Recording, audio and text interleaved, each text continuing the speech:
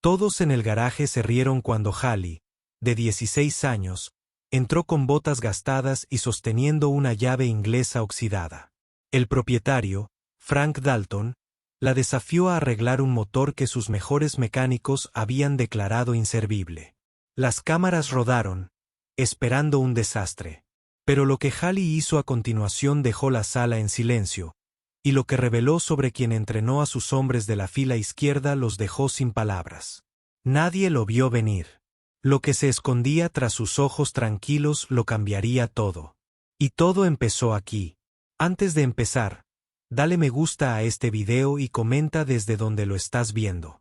Su apoyo nos ayuda a contar historias más poderosas.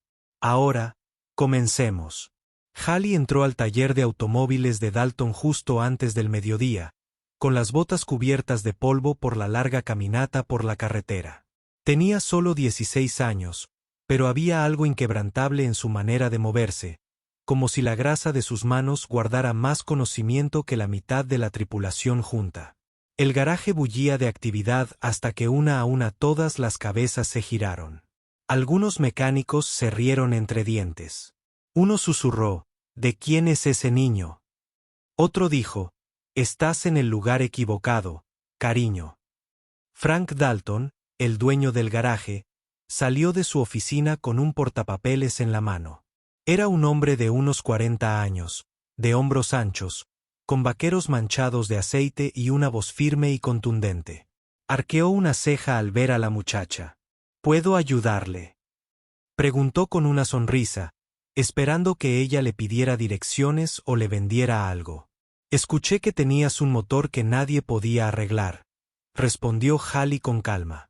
Su voz era clara, fuerte e inquebrantable. Eso detuvo a Frank.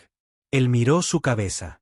El mecánico Carlos, que puso los ojos en blanco y se apoyó en el capó de una camioneta oxidada. Niño, esto no es una juguetería, dijo Carlos. Este motor está frito. La ECU está quemada. La sincronización está desfasada. La compresión está muerta. Ni la NASA pudo reiniciarlo. Hallie se acercó. Déjame echar un vistazo. Frank se cruzó de brazos, intrigado por la audacia. ¿Sabes qué? Bien. Divirtámonos un poco. Arreglas este motor y te pago $500. Si lo estropeas, limpias la base durante una semana. Trato hecho. Todos los mecánicos del taller se giraron para mirar. Sacaron los teléfonos. Algunos empezaron a grabar. Hallie asintió una vez. Trato hecho. Soltó la mochila, se recogió el pelo largo en una coleta apretada y se metió en el compartimento del motor sin dudarlo. La habitación quedó en silencio, salvo por el clic de los enchufes en el zumbido del enfoque de Hallie. Trabajó con precisión, sin perder un solo movimiento. En cuestión de minutos, desvió un sensor defectuoso, realineó el cigüeñal manualmente y recableó una sección del arnés corroído usando solo una multiherramienta y un soldador de su bolso. Frank observó, y su diversión se convirtió poco a poco en incredulidad. Carlos se acercó más, parpadeando confundido. ¿Cómo supo que debía reiniciar el mapa de combustible manualmente?, susurró. Hallie siguió adelante, sin levantar la vista. Cada movimiento era seguro, cada decisión, acertada. 30 minutos después, retrocedió, se limpió las manos con un trapo y dijo, inténtalo ahora. Frank giró la llave. El motor tosió y luego rugió. Siguió el silencio. Un silencio absoluto de estupefacción. Carlos articuló, ¿qué acaba de pasar? Hallie se giró hacia Frank, encontrando sus ojos atónitos. Preguntaste quién me enseñó. Fue mi padre. Reconstruía motores antes de que pudiera caminar. Frank abrió la boca, pero no dijo nada. Un solo pensamiento resonó por la habitación. ¿Quién era realmente esta chica? Lo que ninguno de ellos sabía era que el pasado de Hallie guardaba un secreto mucho más poderoso que el motor que acababa de revivir. Y en los próximos minutos, la verdad pondría patas arriba todo lo que creían saber. Frank se quedó paralizado junto al rugiente motor, con la mano aún apoyada en la llave de contacto.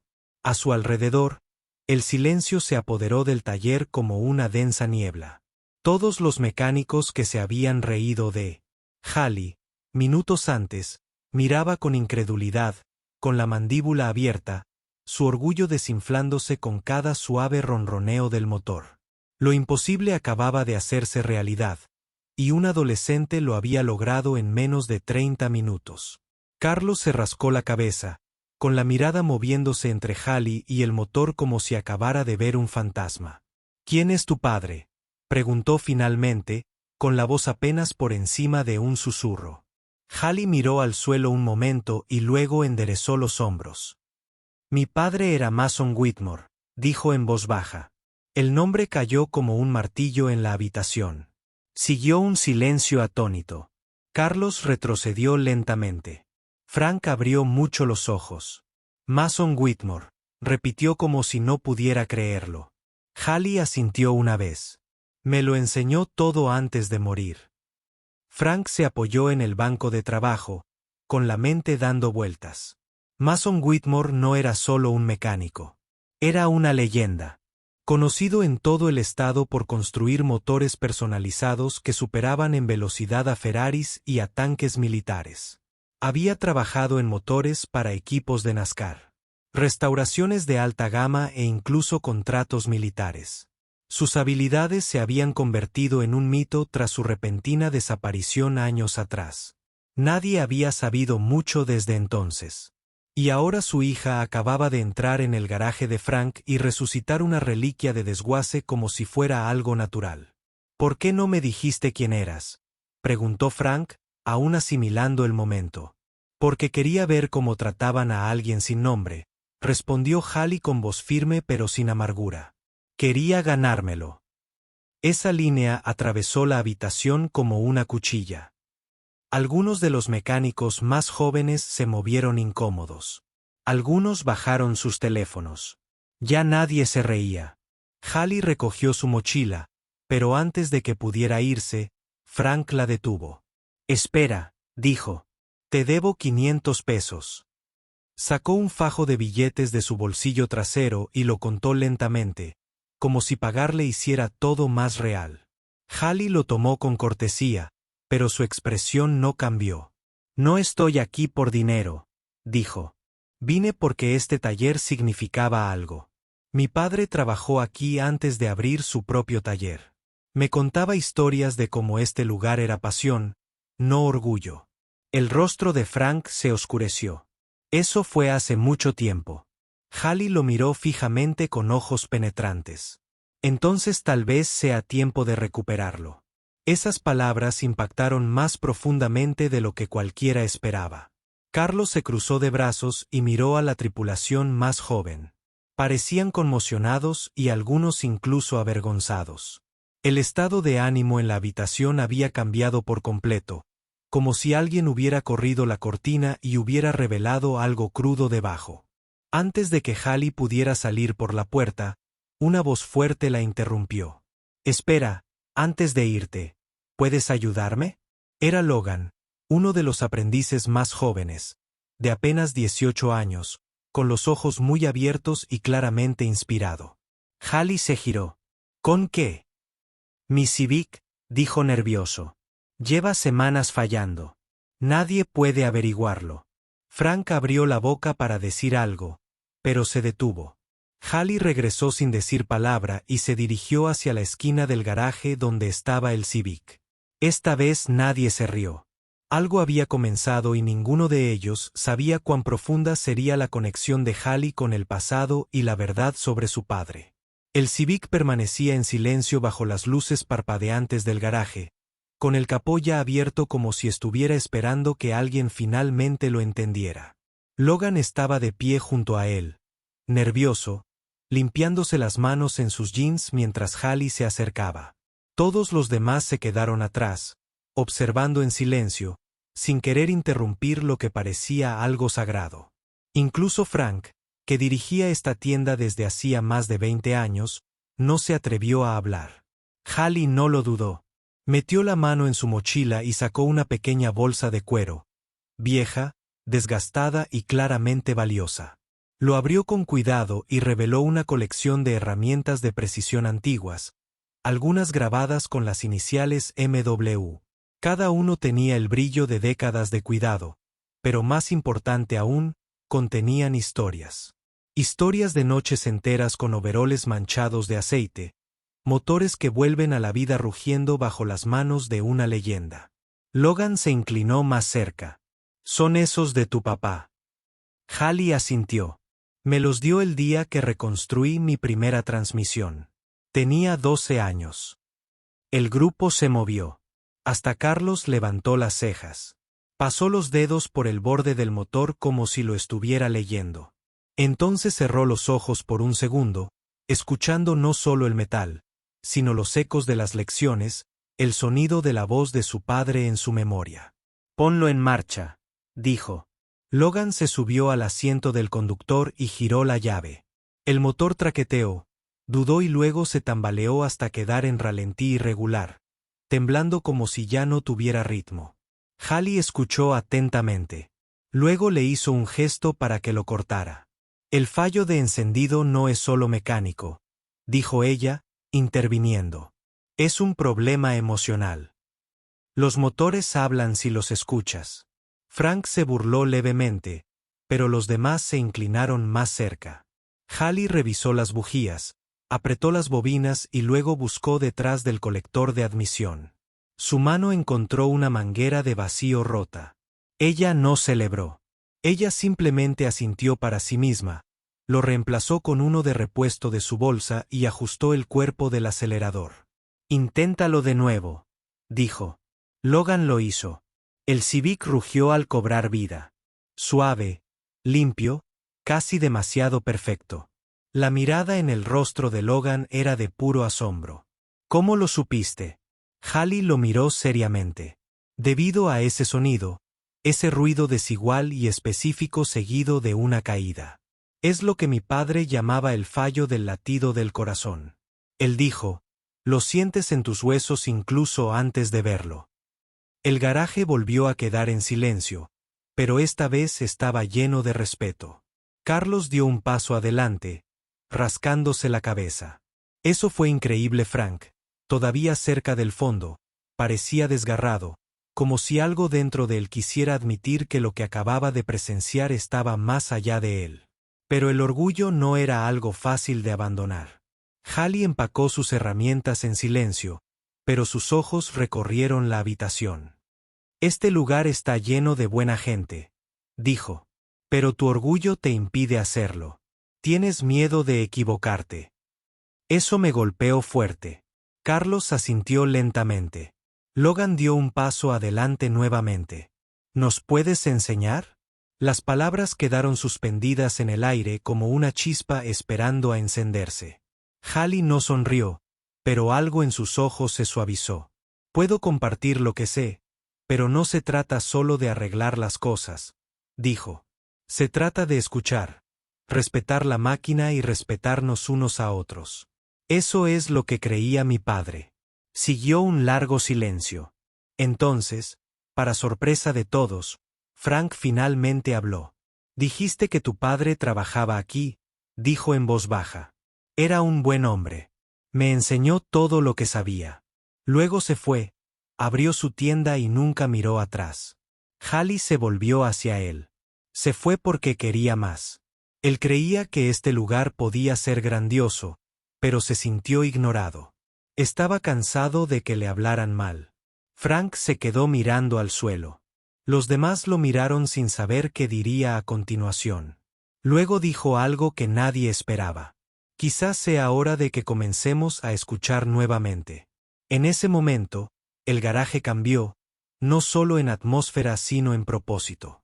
A la mañana siguiente, el garaje parecía diferente, no físicamente, sino energéticamente. Algo había cambiado de la noche a la mañana. Los mecánicos llegaron antes de lo habitual. Incluso Carlos, que siempre llegaba tarde con un burrito de desayuno y excusas, entró ya con guantes puestos. El antiguo Civic se alzaba en el centro como un monumento. No era solo un coche, sino el símbolo de algo que casi habían perdido. Orgullo por su oficio. Hallie ya estaba allí, vestida con la misma sudadera con capucha y los mismos vaqueros, y con el cabello recogido firmemente. Estaba limpiando un juego de llaves inglesas, colocándolas con una precisión que hacía que incluso los veteranos sintieran que tenían algo que aprender. Ya nadie se reía de ella. La observaron. Ellos escucharon. Frank llegó último. Su rostro era ilegible, pero su postura se había suavizado. Por primera vez en años, no estaba dando órdenes ni criticando. Caminó hacia Hallie, hizo una pausa y luego le entregó una taza de café. Negro, sin azúcar. ¿Verdad? Ella lo miró. Así es. Fue un pequeño gesto, pero en ese mundo significaba todo. Al mediodía, el taller se había convertido en una especie de punto intermedio entre un aula y un equipo de boxes. Hallie se paró sobre el capó de un Mustang con Logan, mostrándole cómo calibrar la válvula de control de aire en ralentí. Ella no se limitó a decirle lo que tenía que hacer. Ella explicó el porqué. Cada parte, cada sonido, cada movimiento tenía un significado.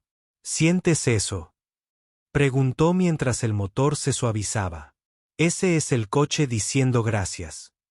Logan sonrió ampliamente. Hablas como si los coches estuvieran vivos.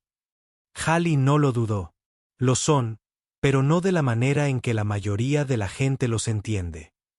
En el rincón, Carlos observaba en silencio. Luego cogió una llave dinamométrica, se acercó y preguntó, ¿qué harás después de esto? Hallie levantó una ceja. ¿Por qué? Porque hay un viejo camarón en la Bahía 3 que lleva una semana burlándose de mí. Creo que te respeta más a ti que a mí. Eso le provocó una risa poco común. Ella lo siguió y juntos abrieron el capó. Mientras tanto, Frank entró en su oficina y cerró la puerta detrás de él. Las persianas estaban abiertas para que aún pudiera ver todo. Observó cómo su equipo alguna vez desarticulado, orgulloso y desconectado, trabajaba junto. Ya no se trataba solo de arreglar coches. Se trataba de reconstruir la confianza. Y todo empezó con una chica a la que nadie quería escuchar. Abrió un cajón y sacó una foto vieja. 3 hombres con overoles, manchados de grasa y sonrientes. Uno de ellos fue el padre de Hallie, Mark Walker, el hombre que le enseñó todo. El hombre al que una vez llamó hermano. El hombre al que había decepcionado. Frank miró la foto, luego cogió el teléfono e hizo una llamada. Hola. Una voz respondió. Es Frank. Necesito hablar contigo sobre tu hija. Afuera. Hallie terminó con el camarón. Se secó las manos, miró a su alrededor y vio lo que se estaba formando. Una familia, un tornillo a la vez. En ese mismo momento, un elegante Escalade negro entró en el estacionamiento. Estaba limpio, caro y fuera de lugar. El tipo de vehículo que llama la atención porque no pertenece a un lugar como este. La puerta se abrió. Un hombre alto con un elegante traje gris salió. Gafas de sol ocultando sus ojos. Sus zapatos estaban lustrados y su andar era firme y seguro. Se movía como quien posee edificios y no solo coches. Pero cuando miró a Hallie, su expresión cambió. Hallie Walker. Ella se tensó. Sí. El hombre se quitó las gafas. Soy Dean Mercer, director ejecutivo de Mercer Motors. Tu padre me salvó la vida hace 15 años. Escuché lo que hiciste ayer. Todo el garaje quedó en silencio. Dean dio un paso adelante. Quiero hablar de negocios. Y quiero hablar ahora. Y así, de repente, la historia cambió nuevamente. No desde el piso del garaje, sino hacia algo más grande. Algo que pondría a prueba todo lo que había aprendido. La puerta de la oficina se cerró detrás de Hallie con un suave clic, pero dentro el aire era pesado. Dean Mercer estaba sentado frente al escritorio, tranquilo pero deliberado, sus movimientos afilados como el borde de un engranaje recién cortado. El resto del garaje se quedó paralizado, con las caras pegadas a las ventanas, mirando a través del cristal como si fuera una escena de película que no podían perderse.